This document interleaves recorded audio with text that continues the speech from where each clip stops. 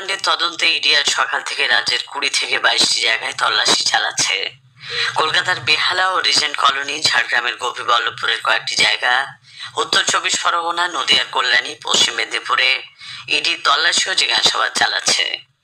বেহালা শখের বাজারেও একটি বেসরকারি সংস্থার অফিসে তল্লাশি চালাচ্ছেন ইডি আধিকারিকরা। ঝাড়গ্রামের গোপীবল্লভপুরের নয়াবসান গ্রামে শেখ জাহিরুল নামে এক বালি ব্যবসায়ীর বাড়িতে কেন্দ্রীয় বাহিনী নিয়ে তল্লাশি করছেন কেন্দ্রীয় বাহিনীর আধিকারিকরা। 2026-এর উচ্চ মাধ্যমিক তৃতীয় সেমিস্টারের পরীক্ষা শুরু হয়েছে, চলবে 22শে সেপ্টেম্বর পর্যন্ত। সেমিস্টার পদ্ধতিতে ওয়েমার শিটে এমসিকিউ ধরনের প্রশ্নে প্রথম পরীক্ষা নেওয়া হচ্ছে। এবার পরীক্ষার্থীর সংখ্যা প্রায় 6,60,000।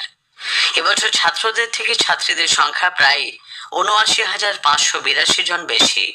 পরীক্ষার্থীদের মধ্যে ছাত্রদের হার 43.97%, ছাত্রীদের হার 56.03%। আসন্ন দুর্গাপুজোয় নিরাপত্তা এবং নানা প্রশাসনিক নির্দেশিকা মেনে চলা নিশ্চিত করতে উদ্যোগী হয়েছে কলকাতা পুলিশ।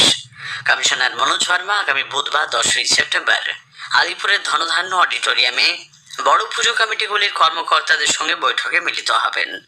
মূলত যে পুজোগুলিতে বড় আকারের জনসমাগম হয় সেগুলিকেই বৈঠকে ডাকা হয়েছে। শহরের 10টি পুলিশ ডিভিশনের পুজো কমিটিগুলি থেকে 2 জন করে প্রতিনিধি বৈঠকে থাকবেন।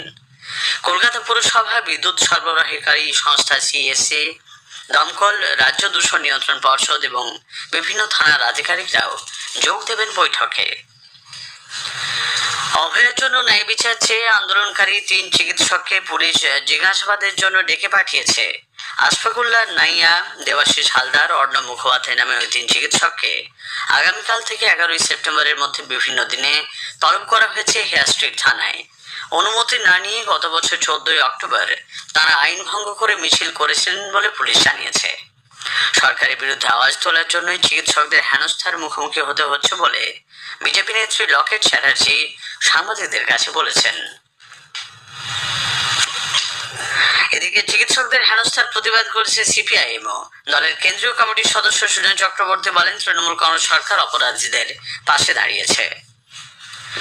দক্ষিণ কলকাতার রিজেন্ট কলোনিতে গণধর্ষণের অভিযোগকারী তরুণীর বাড়িতে গতকাল যান কংগ্রেসের একটি প্রতিনিধি দল। দক্ষিণ কলকাতার জেলা কংগ্রেস সভাপতি প্রদীপ প্রসাদ বলেন, অভিযুক্তরা প্রভাবশালী ও উচ্চবিত্ত, ফলে ক্ষমতাশালী মহল থেকে অপরাধ আড়াল করার চেষ্টা চলছে। পুলিশ প্রশাসনের কাছে নিরপেক্ষ তদন্তেরও দাবি জানিয়েছেন তারা।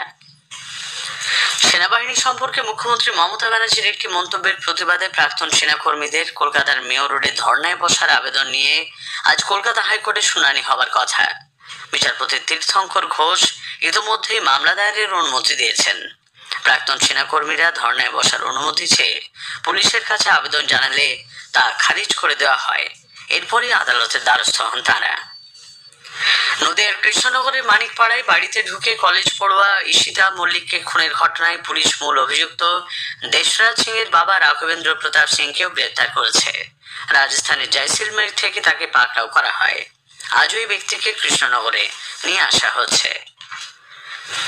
গড়িয়া বাজার কবি নজরুল মেট্রো স্টেশনে আজ সকালে ডাউন লাইনে একটি মেট্রো রেক খারাপ হয়ে গেছে। এর ফলে টালিগঞ্জ থেকে শহীদ ক্ষুদিরাম পর্যন্ত ট্রেন পরিষেবা বর্তমানে বন্ধ। ব্যাপক সমস্যার মুখে পড়েছেন অফিস যাত্রীরা। খারাপ রেকটিকে কারশিরে পাঠানোর চেষ্টা চলছে। বাঁকুড়া ছাতনা থানার কেন্দ্রবেদিয়া গ্রামে আবগারি দপ্তরের আধিকারিকরা গতকাল হানা দিয়ে বিপুল পরিমাণ চোলাই মদ নষ্ট করে দিয়েছেন। 25 লিটার আইডি লিকার, 240 লিটার এফওয়াশ প্রভৃতি বাজেয়াপ্ত করে সেগুলি নষ্ট করে দেওয়া হয়। কাউকে গ্রেপ্তার করা না গেলেও চোলাই মদ তৈরির সঙ্গে যুক্ত ব্যক্তিদের বিরুদ্ধে তদন্ত শুরু করেছে আবগারি দপ্তর। নানা অনুষ্ঠানের মধ্যে দিয়ে সারা দেশের সঙ্গে রাজ্যেও আজ উদযাপিত হচ্ছে আন্তর্জাতিক সাক্ষরতা দিবস। ইউনেস্কো 8ই সেপ্টেম্বর দিনটিকে আন্তর্জাতিক সাক্ষরতা দিবস হিসেবে ঘোষণা করে।